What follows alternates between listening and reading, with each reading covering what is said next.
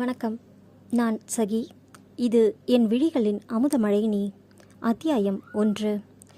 நித்தமும் உன் ஞாபகங்களில் மூழ்கி திளைத்திடும் மனதை கத்திக்கொண்டு கீறி பார்க்கிறேன். காரண காரியம் தேவையில்லை காதலில் கரைந்திட. கோபதாபங்கள் போதவில்லை நான் உன்னை நினைத்திட.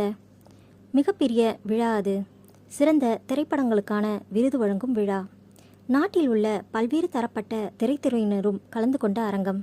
ஜொலிக்கும் அலங்காரங்கள், பளபளக்கும் கேமராக்கள், அதற்கு ஏற்றாற்போல் போஸ் கொடுக்கும் நட்சத்திரங்கள், அவர்களின் உடன் வந்தவர்கள், விஐபிக்கள், விவிஐபிக்கள் என அரங்கம் நிறைந்திருந்தது.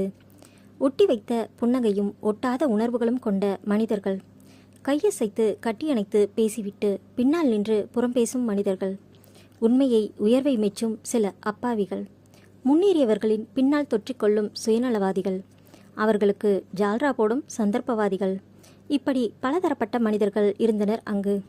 இது எதையும் கண்டு கொள்ளாமல் தன் போக்காய் அமர்ந்து நேரத்தை நெட்டி தள்ளி கொண்டிருந்தான் ஒருவன். யாரின் பார்வையையும் லட்சியம் செய்யாமல் தன் சிந்தனையில் இருந்தவனை அருகில் வந்து மெதுவாக அழைத்தான் அவன் உதவியாளன் சிவா. Sir, sir. இருமுறை அழைப்பிற்கு பின் தலையை உயர்த்தி பார்த்தான். என்ன என்பதாய்? ஃபங்க்ஷன் நடந்துட்டு இருக்கு, கொஞ்சம் கேமராவுக்கு முகத்தை காட்டினா நல்லா இருக்கும் ப்ளீஸ் சார். நான் சொன்னது என்னாச்சு? கேள்வியே வந்தது அவனிடம் இருந்து. இன்னும் சில நாளில் விவரம் கிடைச்சிடும் சார். இப்போ கொஞ்சம் ஃபங்க்ஷனில் கவனம் வச்சா நல்லாயிருக்கும். எல்லாரும் உங்களை தான் பார்க்குறாங்க. Please sir. எவ்வளவு முடியுமோ அவ்வளவு கெஞ்சினான் சிவா. ஒரு தலையசைப்புடன் லேசான புன்னகையுடன் கேமராக்களை பார்த்தான். அத்தனை கேமராவும் அவனை கிளிக் பண்ணி கொண்டது. பலரும் வந்து வணக்கமும் வாழ்த்துக்களும் சொன்னார்கள். சிலர் வந்து தங்களை அறிமுகம் செய்து கொண்டார்கள். அவனின் உதவியாளர்கள் வந்து ஒரு சிலரை அறிமுகம் செய்தார்கள். எல்லாவற்றிற்கும் தகுந்தபடியே பதிலளித்தவன் மனம் மட்டும் அங்கு இல்லை. பாஸ். யாரையோ கூப்பிட அவசரமாக அந்த பக்கம் சென்றது அவன் பார்வை. கூப்பிட்டவரும் கூப்பிடப்பட்டவரும் அப்படியே நின்றனர். சாரி சார் என கூறி அகன்றனர். இனிமையாக ஒலித்தது அந்த குரல். என்ன பாஸ், என்னையா தேடுறீங்க? அடிக்கடி அவன் நினைவுகளில் உலாவரும் அந்த குரல். மனதின் ஓரத்தில் ஒலித்து கொண்டே இருக்கும் அந்த குரல். ஆமாம், உன்னைத்தான் தேடுறேன் என கத்தி கூப்பாடு போட வேண்டும் போல வெறியேற்றும் அந்த குரல். நீதானே போக சொன்னாய். மனம் இடுத்துரத்தாலும் நானே சொன்னாலும் எப்படி போகலாம் என ஈகோ போட்டி போட வைத்தது. அப்படியே அசையாது நின்றவனை சார் என அழைத்தான் சிவா. மீண்டும் நடப்புக்கு வந்தான். திரைத்துறையினர் பலருக்கும் பல பிரிவுகளில் விருதுகள் வழங்கப்பட்டது. சிறந்த படைப்பாளிக்கான விருது அறிவிக்கப்பட அசட்டையுடன் அமர்ந்திருந்தான் அவன். இந்த ஆண்டின் சிறந்த படைப்பாளியாக தேர்வு செய்யப்பட்டவர் திரு ஆர்கே எனப்படும் ராகவ் கிருஷ்ணா. கரகோஷம் அரங்கை அதிர வைக்க சிவா அருகில் இருந்த ராகவை உலுக்கினான். அப்போதுதான் திரையில் தன் படம் வரவும் எழுந்து கொண்டவன் உடையை லேசாக இழுத்துவிட்டு கொண்டு மேடை ஏறினான். கருப்பில் சேர்த்தி இல்லை என்றாலும் மாநிறத்துக்கும் கொஞ்சம் அதிகம்தான்.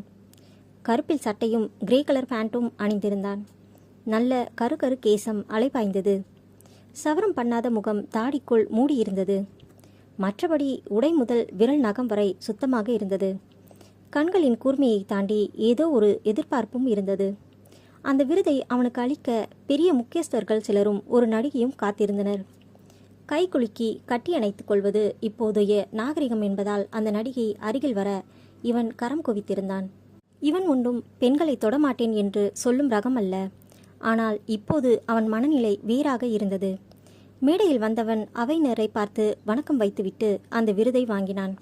முகத்தில் மருந்தளவுக்கும் புன்னகை இல்லை.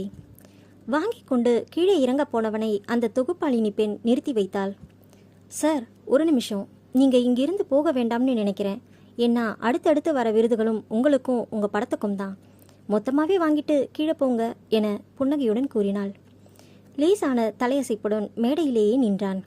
சிறந்த கேமராமேன், சிறந்த திரைக்கதை, சிறந்த வசனம், சிறந்த ஒளிப்பதிவு, இப்படி பல்வேறு பிரிவுகளில் 9 விருதுகள் வழங்கப்பட்டன. அனைத்தையும் ஒன்றன் பின் ஒன்றாக வாங்கி அப்படியே சிவாவிடம் கொடுத்தான். எல்லாம் முடிந்த பிறகு அவனை ஓரிரு வார்த்தைகள் பேச சொல்லி கேட்டனர். ஆர்கே சார், 2 வார்த்தை பேசலாமே கேட்டுக்கொண்டாள் அந்த பெண். கையில் இருந்த கடிகாரத்தை பார்த்தவன் நன்றி வணக்கம் என கூறிக்கொண்டு மேடையிலிருந்து இறங்கிவிட்டான். அவன் காருக்கு விரையவும் பத்திரிகையாளர்கள் அவனை சூழ்ந்து கொண்டனர். ஏற்கனவே பத்திரிகை தொழிலில் இருந்தவன் என்பதால் அவர்களுக்காக சற்று நின்றான். சார், எதுவுமே பேசாமல் போறீங்களே, இத்தனை விருது வாங்கியும் உங்கள் முகத்தில் அந்த சந்தோஷம் கொஞ்சம் கூட தெரியலையே என்றார் ஒருவர். இதுக்காக நான் இழந்தது ரொம்ப பெரிய விஷயம். அதுக்கு முன்னாடி எனக்கு இது எல்லாம் பெருசாக இப்போ தோணலை என்றான் வலியுடன். இழந்த விஷயங்களை திரும்ப கிடைக்காதுன்னு தெரிஞ்சும் அதையே நினைப்பானேன். துடுக்காக வந்த கேள்வியில் அனைவரும் யார் என தங்களுக்குள் தேட ராகவ் அந்த கேள்வியில் அப்படியே சிலையாகி நின்றான். கூட்டத்தில் இருந்து வெளியே வந்தவள் அவன் கண்களை பார்த்து மீண்டும் அதே கேள்வியை அழுத்தம் திருத்தமாக கேட்டாள். அவளையே ஆழமாக பார்த்தவன், நிச்சயமா கிடைக்கும் என கூறினான். தோள்களை குலுக்கிவிட்டு போதும் என்பது போல அவள் திரும்பி செல்ல, மிஸ் என அழைத்தான் அவளை. அவள் கேளாதது போல நகர்ந்து சென்றாள். கூட்டத்தில் ஒருவர் இவனுக்காக மேடம் என அழைக்க திரும்பினாள். ஒரு பளிரிட்ட புன்னகையுடன், கண்டிப்பா கிடைக்கும் வர விடமாட்டேன் என்றான் ராகவ். மீண்டும் தோள் குலுக்கியவள், நான் மிஸ் இல்லை மிஸ்ஸஸ் என்றாள் அழுத்தமாக. மிஸ்ஸஸ் சொல்லி பார்த்து கொண்டான் ஆர்கே. வாங்கிய விருதுகள் பின் சீட்டில் கிடக்க கார் அவன் கைகளில் பறந்தது. மனம் அந்த வார்த்தைகளையே அசை போட்டது. மிஸ்ஸஸ். வீட்டு வாயிலை அடைந்ததும் ஓடி வந்த வேலையாளிடம் காரை விரல் சுட்டி காட்டிவிட்டு வேகமாக உள்ளே சென்றான். மாடியில் தனது அறைக்கு சென்று உடையை மாற்றியவன் பால்கனியில் வந்து நின்றான்.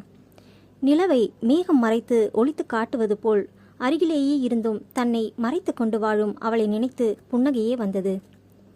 உணர்வுகள் பொய்த்து விட்டனவா? என் அருகிலேயே நீ இருந்தும் உன்னை அறியாமல் போனதெப்படி? தன்னுடனே வழக்காடினான். இருக்காது, என்னால் அவளை உணர முடியலனா அப்புறம் நான் எப்படி உயிரோட இருக்கேன்? அத்தியாயம் 2.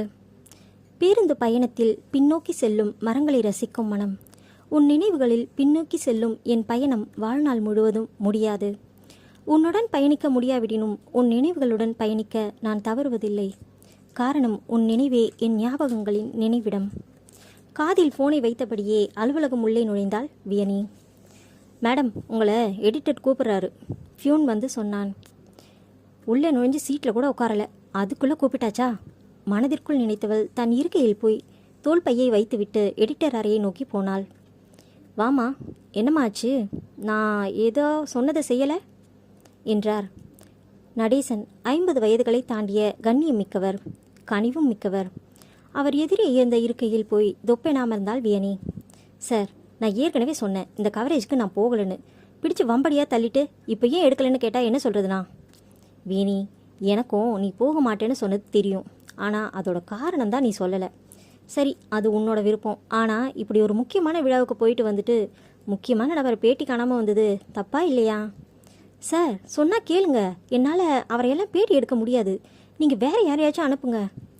பாரு வீணி, நேற்று நடந்ததையெல்லாம் எல்லா பத்திரிக்கையும் பெருசாக போட்டிருக்காங்க. நாம் மட்டும்தான் எதுவுமே போடலை. அதனால் இப்போ வந்திருக்க சான்ஸையும் நான் விடுறதா இல்லை. சரி சார், நேற்று நடந்தது என்னோட தப்பாகவே இருக்கட்டும். அதுக்கு பதிலாக வேறு என்ன வேலை சொல்கிறீங்களோ கண்ணை மூடிட்டு செய்கிறேன். அப்படி நீ சொல்கிறது உண்மைனா நீ தான் அவரை பேட்டி எடுக்கணும். இது அவரோட விருப்பம். என்ன? யார் சொன்னது? அதிர்ந்து எழுந்தாள். ஆமாம்மா, ஆர்கேவோட அசிஸ்டன்ட் சிவா ஃபோன் பண்ணியிருந்தாரு. சார் பேட்டி கொடுக்க ரெடியாக இருக்காராம், ஆனால் நீ தான் பேட்டி எடுக்கணுமா? அவர் அசராமல் அவள் தலையில் இடியை இறக்கினார். அவர் ரெடியாக இருந்தா அப்படியே போய் கடலில் குதிக்க சொல்லுங்க, நான் போக மாட்டேன் சளைக்காமல் சொன்னாள். வீணிம்மா, ஏன் பிடிவாதம் பிடிக்கிற? அவர் எவ்வளோ பெரிய டைரக்டர். அவரை சார் நிறுத்துங்க. அவர் எவ்வளோ பெரிய புளியங்கொம்பா இருந்தா அவருக்கு நீங்கள் சலாம் போடுங்க, என்னால் முடியாது. படபடவென பேசிவிட்டு மூச்சிரைத்தாள். அமைதியாக அவள் முகத்தையே ஆராய்ந்தார் நடேசன். அவர் கண்ட வியனி பயமோ தயக்கமோ இல்லாதவள். இப்போது அவள் முகத்தில் பயம் இல்லை. போக மாட்டேன் என சொல்லும்போது தயக்கமில்லை, ஆனால் பதட்டம் இருந்தது. அது எதனால் அறிய முயன்றார். அவர் தன்னையே பார்ப்பதை உணர்ந்து முகத்தில் எந்த உணர்ச்சியும் காட்டாதிருந்தாள் பெண். ஆனாலும் முடியாதே, அவர் வயதும் அனுபவமும் அப்படிப்பட்டது ஆயிற்றே. பொறுத்து பொறுத்து பார்த்தவள் இது வேலைக்காகாது என முடிவு செய்தாள். கையெடுத்து தலைக்கு மேல் குவித்தவள், அங்கிள் போதும், இதுக்கு மேலே முடியாது என சிரித்தாள். அவர் பார்வையின் அழுத்தம் அப்படிப்பட்டது. நடேசனும் சிறு புன்னகையுடன் அவளை பார்த்தவர், அப்போ சொல்லுமா என்றார். அமர்ந்திருந்த நாற்காலியை அவர் அருகில் இழுத்து போட்டவள் அவர் கைகளை பற்றி கொண்டாள். அங்கிள், நிச்சயமாக உங்ககிட்ட சொல்லுவேன், ஆனால் இப்போ இல்லை, கூடிய சீக்கிரமே சொல்கிறேன், நம்புங்க என்றாள். நம்பிக்கை இல்லாமல் இல்லைம்மா, ஆனால் உன்னோட மறுப்பு தான் யோசிக்க வைக்குது. தொழிலாக மட்டும் பார்க்கணும், நம்ம சொந்த பிரச்சனையை இதில் சேர்க்கக்கூடாது. அதுவும் பத்திரிக்கை தர்மம் அதை ஏற்றுக்காது. நம்மளோட சொந்த விருப்பு வெறுப்புக்கு இங்கே இடம் இல்லை. மக்களுக்கும் வெளி உலகத்துக்குமான தொடர்பை ஏற்படுத்தி கொடுக்கறது தான் நம்மளோட வேலை. இதை நீ புரிஞ்சுப்பேன்னு நினைக்கிறேன். உனக்கு டைம் எடுத்துக்கோ, அப்புறம் முடிவு பண்ணு என கூறிவிட்டு போய்விட்டார். பிடித்தபடி அமர்ந்து விட்டாள் வியனி. இதுக்கு தான் இங்கே வரவே கூடாதுன்னு இருந்தேன். என்னை இங்கே இழுத்துட்டு வந்துட்டு பழி வாங்குறா அந்த எருமை. யாரையோ மனதிற்குள் திட்டினாள். சாத்தானை நினை உடனே வரும் என்பார்கள். அதுபோல அவளுக்கு ஃபோன் வந்தது. அவள்தான். இன்னும் என்னடி பண்ணுற என்றாள் சாதனி. இங்கே அறப்போர் நடக்குது, தலைமை தாங்கிட்டு இருக்கேன். அடிச்சி கிளம்பி வா, உன்னைத்தான் தலைமை தாங்க கூப்பிடுறாங்களாக்கும். வரேண்டி, உன்னை வந்து பேசிக்கிறேன் வெய் என வைத்து விட்டாள். ஆமாம், இவையே நம்மளை வச்சுக்க ஆசைப்படுறா என யோசித்தபடியே உள்ளே போனாள் சாதனி. அங்கே 2 வயதேயான குட்டி வானரம் ஒன்று அறையை 2ஆக்கி வைத்திருந்தது. அவனை பார்த்து அழுவதா சிரிப்பதா என தெரியாமல் நின்றாள் சாதனி. அந்த அறையே 2ஆம் உலகப் போர் நடந்த இடம் போல இருந்தது. அறை முழுவதும் பொம்மைகள். அதன் நடுவே நாயகனாய் வீற்றிருந்தான் அகரன். முகத்தில் ஒரு புறம் பிடிவாதமும் அதே நேரம் மாறாத குறும்புத்தனமும் போட்டி போட்டுக்கொண்டு இருந்தது. ஏனோ கோபமாக அமர்ந்திருந்தான். சாதனி அவனை நெருங்கி வந்து அமர்ந்தாள். கண்ணெடுத்தும் பாராமல் இருந்தான். என்ன சார், கோபமாக இருக்கிற மாதிரி இருக்கு என்றாள். முகத்தை திருப்பாமல் அப்படியே இருந்தான். என்னன்னு சொன்னா, மம்மி அதை சரி பண்ண ட்ரை பண்ணுறேன். அவனைப் போலவே அவன் அருகில் அமர்ந்து கொண்டு கேட்டாள். ஏதோ நினைத்தவன் மெல்ல பேச ஆரம்பித்தான். வியா என்ன வெளியே கூட்டிட்டு போறேன்னு சொன்னா, ஆனால் இன்னும் வரல என்றான் மழலையில். அவளுக்கு எத்தனை முறை சொல்றது குழந்தையை ஏங்க வைக்காதன்னு என மனதினுள் நினைத்தவள். சரி, அகரன் இப்போ ஸ்மைல் பண்ணா மம்மி நாளைக்கு ஒன்று வெளியே கூட்டிட்டு போவேன், ஓகேவா என்றாள். ஓ வியா, அவ வேண்டாமா என்றான். அகரா சொன்னா கூட்டிட்டு போகலாம், இல்லைனா வேண்டாம். அவ என்ன கூட்டிட்டு போகலல்ல, நாமளும் அவளை கூட்டிட்டு போவேனா என்றான். Okay done. ஆனால் இப்போ அகரா மம்மிக்கு ஸ்மைல் பண்ணிட்டே ஒரு கிஸ் பண்ணணும். டீல் ஓகேவா? என எழுந்தவன் அவளை இறுக்கி அணைத்து முத்தமிட்டான். பிஞ்சு பிள்ளையின் பஞ்சு முத்தம் அத்தனை மென்மையாய் இனித்தது சாதனிக்கு. அள்ளி அணைத்து கொண்டாள். இவளும் முத்தமிட மாறி மாறி முத்தமிட்டபடியே வெளியே வந்தனர். அப்போது வாசலில் தனது யமஹா R15 பைக்கை நிறுத்திவிட்டு உள்ளே நுழைந்தாள் வியனி. வாசலிலேயே அம்மாவும் பிள்ளையும் கொஞ்சிக் கொண்டிருப்பதை பார்த்ததும் சிரிப்புதான் வந்தது. ஆட, என்ன கொஞ்சல் ரொம்ப அதிகமாக இருக்கு என்றாள் ஹெல்மெட்டை கழற்றியபடியே. ஆமாம், அப்படிதான் கொஞ்சுவோம், உனக்கு என்ன என்றாள் சாதனி. நடக்கட்டும் நடக்கட்டும். டே அகரா, எனக்கு உமா என கன்னத்தை காட்டினாள். தடமாட்டேன் போ என திரும்பிக் கொண்டான் அவன். கொய்யால என்னடா ரொம்ப பண்ணுற, போடா சரிதான் என நகர்ந்தாள். நீ போடி பொய்க்காடி என கூறினான் வாண்டு. என்ன பொய்க்காரியா, ஏண்டா என்றாள் புரியாமல். ஆமாம், நீ தானே வெளியே குத்திட்டு போட சொன்ன, ஏமாத்திட்ட என்றான். அப்போதுதான் அவளுக்கு ஞாபகம் வந்தது. தான் அவனை வெளியே அழைத்து போவதாக சொன்னதும் அதை மறந்ததும். ஒரு நெடுமூச்சை வெளியிட்டவள் சாரிடா என்றாள். வேணா போ. சாதனி தோளில் முகத்தை மறைத்து கொண்டான். பெண்கள் இருவரும் ஒருவரை ஒருவர் பார்த்து கொண்டனர். வியனி தனது அறைக்குள் நுழைந்து கொண்டாள். அவள் குளித்துவிட்டு வெளியே வரவும் அகரன் போனில் மழலையில் பேசிக்கொண்டிருந்தான். யாரென தெரியும் தானே, அதனால் ஏதும் கேளாமல் சாதனியிடம் சென்றாள். ஏண்டி, அப்படி என்ன உனக்கு மறதி என்றாள் கோபமாக. எல்லாம் உன்னால தான் சதா என்றாள். நான் என்னடி பண்ணேன்? மும்பையில் நிம்மதியாக இருந்தேன், இங்கே கூட்டிகிட்டு வந்து பாரு, வந்த உடனே பிரச்சனை வந்துருச்சு. அங்கிள் எவ்வளவு சொன்னாலும் கேட்கவே மாட்டேங்கிறாரு. அப்படி என்னதான் நடந்துச்சு, எதையாச்சும் சொல்ல சாதனி பொறுமை இழந்து கேட்டாள். அந்த மாபெரும் டைரக்டரை நான் போய் இன்டர்வியூ பண்ணணுமா என்றாள். போ, அதானே உன்னோட வேலை, அதில் என்ன பிரச்சனை உனக்கு? சட்டென கண்கள் கலங்க தனது தோழியை பார்த்து நின்றாள் வேணி. எனக்கு என்ன பிரச்சனைன்னு உனக்கு தெரியாதா? நீயும் இதை சாதாரணமாக சொல்கிற என்றாள். ஹே, என்னடி இது? தோழியை கண்ணம் தடவியவள். எவ்வளவு நாள் தான் ஓட முடியும்? வாழ்க்கை முழுக்க ஓடிட்டே இருக்க போறியா என்றாள். இவள் தலையை இல்லை என அசைத்தாள். அப்போ போ, துணிஞ்சு போ, நடக்கிறது நடக்கட்டும் என்றாள் சாதனி. ஆனால் வியனி பேசத் தொடங்கும் முன், மம்மி டாடி பேச்சிடாரு என போனை கொண்டு வந்து நீட்டினான் அகரன். அவள் போனை வாங்கி கொண்டு நகரவும் வியனியை பார்த்தவன், உம்மா குடுக்கலன்னு அடலியா என கேட்டு அவள் கைகளில் முத்தமிட்டான் அகரன். அத்தியாயம் 3. கலைந்த கூந்தலை கோதினேன், உடைகளை சரி செய்தேன், அடிக்கடி கண்ணாடி பார்த்தேன். இன்னும் கொஞ்சம் கூடுதல் நிறமாய் இருந்திருக்கலாம். அழுத்து கொண்டேன். என்ன திடீர் ஞானோதயம்? என்னையே கேட்டுக்கொண்டேன். ஏன் நானும் பெண்தானே, எனக்குள் வாதிட்டேன். என்னை பெண்ணென உணர வைத்த பெருமைக்குரியவன் நீ. மழலைகள் தெய்வத்திற்கு சமமானவர்கள் என சொல்வார்கள். அது உண்மைதான் போலும். அகரன் தன் குட்டி இதழால் முத்தமிட்டதும் வேணியின் கண்கள் கலங்கிவிட்டன. கண்ணீர் துளி அவன் கைகளில் விழவும் அவள் கையை பிடித்து கீழே இழுத்தவன் கன்னத்தில் முத்தமிட்டான். அவனை அள்ளி அணைத்து கொண்டவள் சாரி என்றாள். அதெல்லாம் முடியாது போ, நான் கோபமாக இருக்கேன் என்றான். இப்போ தானே உமா கொடுத்த, அப்போ நம்ம சண்டை ஓவர் தானே என்றாள். இல்லை, நீ அழுத, நான் உமா கொடுத்தேன், ஆனால் சண்டை நாட் ஓவர் என்றான். அப்போது இன்னும் அழுவேன், பரவாயில்லையா என கண்ணை கசக்குவது போல செய்தாள். வேணா வேணா அழாத என கையை நீட்டிவிட்டு கண்களை துடைத்து விட்டான். இவளுக்கு சிரிப்பு வந்தது. அதை அடக்கி கொண்டவள் வா போகலாம் என வெளியே அழைத்து வந்தாள்.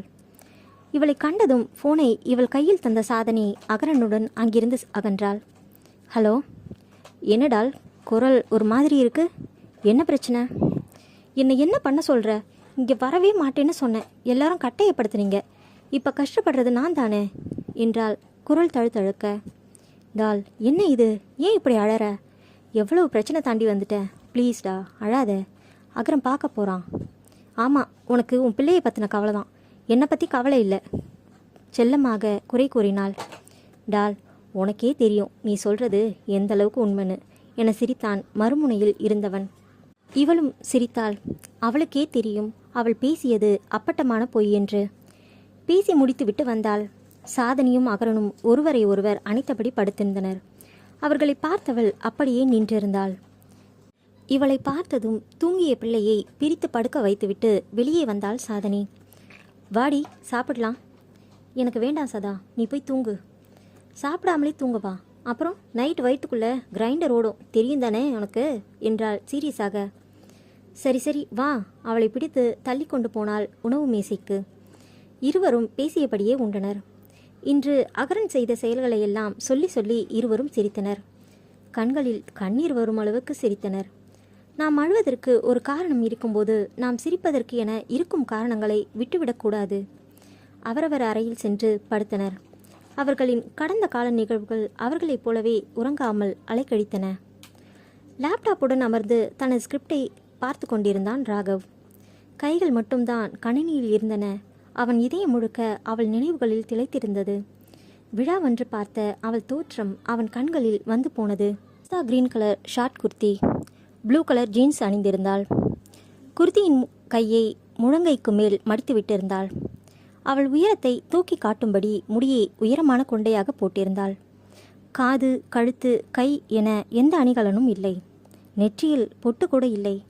ஆனாலும் அவள் அழகில் துளியும் குறையில்லை. அவளை பற்றியே நினைத்து கொண்டே அமர்ந்திருந்தவனை கலைத்தது சிவாவின் குரல். அண்ணா. சொல்லு சிவா, என்னாச்சு? அண்ணா, நான் முடிஞ்ச வரைக்கும் ஏற்பாடு பண்ணிட்டேன், நிச்சயம் நீங்கள் நினச்சது நடக்கும் என்றான் புன்னகையுடன். மீண்டும் அமைதியானான் ராகவ். அண்ணா, நான் உங்களை ஒன்று கேட்கவா? என்றான். அவங்க உங்களுக்கு யாருன்னு தெரிஞ்சுக்கலாமா? ஏன்னா எனக்கு தெரிஞ்சு நீங்கள் பெண்கள்கிட்ட அவ்வளவு ஆர்வம் இல்லாதவர், அதனால தான் கேட்குறேன். ராகவ் அமைதியாக இருக்கவும் அதிகப்படியாக பேசிவிட்டோமோ என நினைத்தான் சிவா. அண்ணா, நான் ஏதாவது தப்பாக கேட்டுட்டேனா? உங்களுக்கு விருப்பம் இல்லைன்னா சொல்ல வேண்டாம் என்றான். அவனை பார்த்து லேசாக புன்னகைத்தவன், அப்படி ஒன்றும் இல்லை சிவா, அவ தான் எனக்கு எல்லாமே. என்னோட சாதனைன்னு எதை நினச்சிட்டு இருக்கோமோ அதையெல்லாம் சாதிக்க வச்சவ. அவள் இல்லைனா நான் இல்லைன்னு எனக்கு புரிய வச்சவ. ஆனால் அண்ணா, நான் உங்கள் கூட இவ்வளோ நாள் இருக்கேன், அவங்கள பற்றி நீங்கள் பேசினதில்லை, இது வரைக்கும் நான் பார்த்ததும் இல்லை. உங்களுக்கு அவங்கள எப்போதுலேருந்து தெரியும்? ராகவ் எப்போதும் அதிகம் பேச மாட்டான்.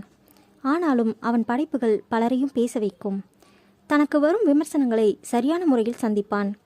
அது நேர்மறையாக இருந்தாலும் எதிர்மறையாக இருந்தாலும் தக்க பதில் இருக்கும் அவனிடம். அனாவசியமாக அவனிடம் இருந்து எந்த விஷயத்தையும் பெற முடியாது. அதுவும் அவன் சம்பந்தப்பட்ட எதுவுமே யாருக்கும் தெரியாது. இதற்காகவே பல பத்திரிகைகளும் அவனை பேட்டி காண கேட்டுக்கொண்டு இருக்கின்றன. ஆனால் அவன்தான் பிடி கொடுக்கவில்லை. இன்று அவனே வந்து அந்த பிரபலமான பத்திரிகைக்கு பேட்டி தர முன் வந்திருக்கிறான் என்றால் அது அவளுக்காகத்தான். அவள்தான் நேர்காணல் நடத்த வேண்டும் என ராகவ் கூறியதில் இருந்தே ஏதோ விஷயம் இருக்கு என யூகித்திருந்தான் சிவா. அதை நேரடியாக கேட்கவும் பயம்தான். ஏனென்றால் என்னதான் அண்ணா என்று அழைத்து பழகினாலும் இன்னும் அவன் வாழ்க்கை விஷயங்களை பகிர்ந்து கொள்ளும் அளவுக்கு நெருங்கவில்லை என்றே தோன்றும் அவனுக்கு. இன்று ஆர்வம் தாழாமல் கேட்டுவிட்டான். அவனுக்கு எதிரே ஒரே விஷயம். ராகவ் தேடிக்கொண்டிருந்த பெண் அந்த ரிப்போர்ட்டர் வியனி என்பது மட்டும்தான். போக்கில் யோசித்து கொண்டிருந்தவனை விரல் சொடுக்கிட்டு அழைத்தான் ராகவ். அண்ணா, கூப்பிட்டீங்களா என்றான் கனவில் இருந்து விழித்தவனாய். தலையாட்டினான். இவருக்கு ஸ்கூலில் சொல்லிக் கொடுத்த ஒரே எழுத்து மட்டும்தான் போல என நினைத்தான். அப்போது வாசலில் கார் சத்தம் கேட்கவும் எழுந்து சென்று பார்த்தான் சிவா. வெண்பட்டு உடுத்தி மெருண் நிற சால்வையை போர்த்தியவாறு உள்ளே நுழைந்தார் பாக்கியம். பாக்கியலட்சுமி, ராகவின் அம்மா. சிவா வந்து, அண்ணா, அம்மா வந்திருக்காங்க என்றான் பரபரப்பாக. ஆனால் ராகவ் எதிர்பார்த்த நிகழ்வுதான் என்பது போல அமைதியாகவே கணினியை பார்த்தபடி இருந்தான். மேல் மூச்சு வாங்க படிகளில் ஏறி வந்தவர் இவனை பார்த்து முறைத்தார். இதனடா வம்பா இருக்கு, இவங்க மகனை முறைக்காம நான் என்ன தப்பு பண்ணேன்னு என்ன முறைக்கிறாங்க இவங்க? முடித்தான் சிவா. இருந்தாலும் சமாளித்து கொண்டு, வாங்கம்மா என்றான். ஏண்டா கூடவே இருக்க? அவ்வளோ பெரிய விழால ஒரு வார்த்தை கூட பேசாமல் வந்திருக்கான், நீயாவது சொல்லியிருக்கலாம்ல என புரிந்தார். சிவா என்ன கூறுவது என தெரியாமல் ராகவை பார்த்தான். லேப்டாப்பை பார்த்து கொண்டிருந்த ராகவ் அவரை பார்க்காமலே, அதை என்ன பார்த்து கேளுங்க, சொல்கிறேன் என்றான். எனக்கு என்ன பயமா அவன்கிட்ட கேட்க என்றபடி அவன் முன் இருந்த சோஃபாவில் சால்வையை போட்டவர் பக்கத்து சோஃபாவில் அமர்ந்தார். இப்போ சொல்லுடா, ஏன் பேசலை? ஒரு 4 வரி பேசிட்டு வந்திருக்கலாம் தானே? எல்லோரும் உன்னை திமிர் பிடிச்சவன், கர்வி, அப்படி இப்படின்னு பேசிட்டு இருக்கானுங்க என்றார். பேசியிருக்கலாம். அவங்க என்ன கேள்வி கேட்பாங்க தெரியுமா என்றான் பார்வையை மாற்றாமல். என்ன கேட்க போகிறாங்க என்றார் அலட்சியமாக. உங்கள் வெற்றிக்கு காரணம் யாருன்னு கேட்பாங்க. ஆமாம், சொல்ல வேண்டியது தானே? சொல்லலாம். என்னோட வீணிதான்னு சொல்லலாம். ஆனால் அவள் எங்கே இருக்கான், ஏன் உங்கள் கூட இல்லை, இதெல்லாம் கேட்பாங்க. அதுக்கு என்ன பதில் சொல்கிறது? நிமிர்ந்து தாயை பார்த்தான். நீ ஏன்டா அவ பேரை சொல்கிற? உன்னோட கனவு இது, உன்னோட உழைப்பு, அதை சொல்ல வேண்டியதுதானே என்றார் கோபமாக. எல்லாமே உண்மைதான். ஆனால் இதுக்கு உயிர் கொடுத்துட்டு இருக்கவ அவதான். என்ன உயிர் போட வச்சிருக்கவ அவதான். அவர் ஏதோ கூற வரவும் கை நீட்டி தடுத்தவன் போதும் என்பதை சொல்லாமல் சொல்லிவிட்டு எழுந்து சென்று விட்டான். மகன் தன்னை பற்றி கூட ஏதும் கூறவில்லை என்ற கோபத்தில் வந்தவர் அவன் எவ்வளவு ஒருத்தியை பற்றி கூறியிருப்பேன் என சொன்னதும் இன்னும் கோபம் அதிகமானது. அவரது அறைக்கு சென்று கதவை அடைத்து கொண்டார் பாக்கியம். மகன் ஒரு புறமும் அம்மா ஒரு புறமும் சென்று கதவடைத்து கொள்ள, என்னடா நடக்குதுங்க என தரையில் அமர்ந்து விட்டான் சிவா. அறைக்குள் இருந்த ராகவ் ஜன்னலோரம் நின்று சூன்யத்தை வெறித்தான். என்னன்னு சொல்வேன்? ஏன் என்ன பிரிஞ்சு போனான்னு எப்படி சொல்வேன்? அவள் இல்லாமல் வெறும் உயிரோட மட்டும்தான் வாழறேன்னு எப்படி சொல்வேன்? வியூ, வந்துடுடி, எல்லாத்தையும் மறந்துட்டு என்கிட்ட வந்துடு மனதிற்குள் கதறினான். வார்த்தைகளுக்கு பலம் அதிகம். அதை நல்லதாய் பயன்படுத்தினால் 1000 மடங்கு சுகம் கொடுக்கும். ஆனால் அதே வார்த்தைகள் தவறாய் போனால் 10,000 மடங்கு வலியை கொடுக்கும். அத்தியாயம் 4. கடல் தாண்டி சென்றும் தேடினேன் என்னவளின் பாத சுவடுகளை. ஏன் அங்கு தேடுகிறாய்? உன்னில் தேடு என சொன்னாள். இதயத்தில் கை வைத்தேன். அவள் பாத சூடு உணர்ந்தேன். வியனியின் உறங்காத கண்களில் லேசாக சிவப்பு ஏறியிருந்தது. கதவை திறந்து கொண்டு வெளியே வந்தாள். சாதனியும் அகரனும் அமர்ந்து விளையாடிக் கொண்டிருந்தனர். இவளை பார்த்ததும் கோர்ஸாக குட் மார்னிங் சொன்னார்கள். புன்னகையுடன் பதில் உரைத்து விட்டு வந்து அமர்ந்தாள். காலையிலேயே 2 பேரும் ஆட்டமா? ஸ்கூல் போக வேண்டாமா என்றாள். நாங்கள் போவோமே, ஆனால் இன்னைக்கு லீவு என்றார்கள் கோரஸாக. ஏன்? அது நீதான் நேற்று வெளியே கூட்டிட்டு போலியே, நாங்கள் போதும் என்றான் அகரன் முகம் திருப்பி கொண்டு. ஏண்டா, அதை சாரி சொன்னல, அப்புறம் என்ன உனக்கு திரும்ப திரும்ப அதையே சொல்லி காட்டுற? இவளும் முறுக்கி கொண்டாள். சமயத்தில் யார் குழந்தை என்றே சாதனிக்கு சந்தேகம் வந்துவிடும். இருவரும் ஆளுக்கு ஒரு பக்கம் முகம் திருப்பிக் கொள்ள வீணியின் காதை பிரித்து திருகினாள் சாதனி. ஹேய் விடுடி, அவன் பக்கம்தான் பேசுகிற நீ, வீணி குதித்தாள். ஏண்டி, இந்த சின்ன குட்டிக்கிட்ட மல்லுக்கு நிற்கிற? சொன்ன வார்த்தையை காப்பாத்தல, அதனால தப்பு உண்மையில தான் என்றாள் தீர்ப்பாக. ஹை என குதித்தான் அகரன். தண்டனையா? எங்க 2 பேரையும் ஈவினிங் நீ தான் பிக்கப் பண்ணிக்கணும் என்றால் கூடுதல் சலுகையாக. என யோசிப்பது போல செய்துவிட்டு, போனா போகுது, பொழைச்சு போங்க என கூறினாள் வியனி. அடுத்து 1 மணி நேரத்தில் அவரவர் அலுவலை பார்க்க கிளம்பினார்கள். சாதனி பள்ளி ஆசிரியை. அவள் பள்ளி அருகிலேயே இருக்கும் மழலையர் பள்ளியில் அகரனை விட்டுவிட்டு மாலையில் அழைத்து வந்து விடுவாள். மூவரும் கிளம்பி வெளியே வந்தனர். சாதனி குங்கும சிவப்பு நிறத்தில் ஓரத்தில் சரிகை போட்ட புடவையும் வியனி கருப்பு நிற குர்த்தியும் சாம்பல் நிற ஜெக்கின்ஸும் அணிந்திருந்தாள். இருவருமே இருவேறு துருவங்கள். சாதனி அமைதியானவள், வியனி அடாவடியானவள். இவர்கள் இணைப்பதே நட்பு எனும் பாலம்தான். அது இன்று வரை பிரியாமல் இருக்க முழுக்க காரணமும் நேத்திரன்தான், சாதனியின் கணவன். மும்பை ஆட்டோ இன்ஸ்டிடியூட்டில் படித்துவிட்டு தற்போது அமெரிக்காவில் இந்தியன் மோட்டார் சைக்கிள் கம்பெனியில் பணிபுரிகிறான். இரவு வேளையில் கட்டாயம் மூவரிடமும் பேசிவிடுவான். அவன் உலகம் இவர்கள் மூவரும் இன்றி இயங்காது. சரி வாங்க, உங்களை ட்ராப் பண்ணுறேன் என தனது பைக்கில் ஏறி அமர்ந்தாள் வியா. சாதனியும் அகரனும் ஒருவனை ஒருவர் பார்த்து கொண்டனர். ஓய், என்ன 2 பேரும் மாற்றி மாற்றி லுக் விடுறீங்க என்றால் இருவரையும் பார்த்து. அச்சு மம்மி, நான் இந்த பைக்கில் வத மாட்டேன் என தலையை இலவனமாக ஆட்டினான் அகரன். நானும் வரமாட்டேன்ப்பா, அவனை போலவே செய்தாள் சாதனி. டேய், ரொம்ப பண்ணாதடா, இதோட வேல்யூ தெரியாம என்றாள். ஆமாம், பெரிய வேல்யூ. பின்னாடி உட்காந்தா பிடிச்சிக்க ஏதாவது இருக்கா? ஏதோ அந்த இடத்துல உட்காந்துருக்க மாதிரி இருக்கு. பொடி, நாங்கள் வரலை என்றாள் தோழி. சதா, வர வர அவன் கூட சேர்ந்து ரொம்ப பேச கற்றுக்கிட்ட. இரு, என் மித்திரன் வரட்டும், உனக்கு இருக்கு என எச்சரித்தாள். வியனி நேத்திரனை மித்திரன் என்றுதான் அழைப்பாள். மித்திரன் என்றால் நண்பன் என்று பொருள். அதை அவர் வந்த பிறகு சொல்லிக்கோ, அது வரைக்கும் நாங்கள் பத்திரமா ஆட்டோவில் போயிட்டு வரோம் என கூறினாள் சாதனி. அப்போ சரி, கிளம்புங்க என இருவருக்கும் அவ்வழியே வந்த ஆட்டோ ஒன்றை பிடித்து கொடுத்தாள். தூக்கி போட்ட கொண்டையில் இடிக்காதவாறு ஹெல்மெட்டை அணிந்தவள் கிளம்பும்போது சதா சொன்ன வார்த்தையிலேயே உழன்றபடி வண்டியை ஓட்டினாள். வியா யோசிச்சு முடிவு பண்ணு, இது இன்னியோட போக போகிறது இல்லை, நாங்கள் வரோம் என கிளம்பி விட்டாள். அலுவலக பார்க்கிங்கில் வண்டியை நிறுத்தினாள்.